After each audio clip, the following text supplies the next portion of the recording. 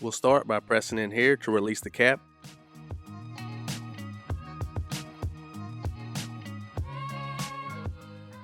Now we'll remove the empty spool.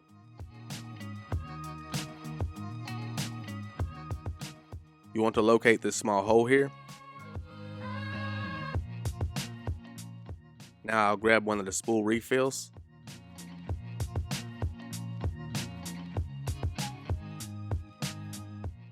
Make sure to hold the string secure while untying it so the string doesn't unravel. Now while holding the string, just feed it through the hole and set it in place.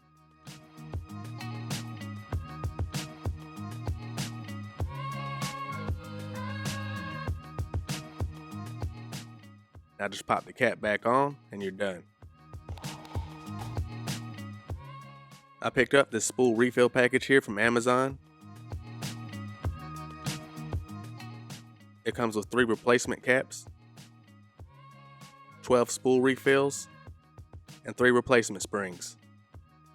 I'll leave a link in the description if you want to check it out.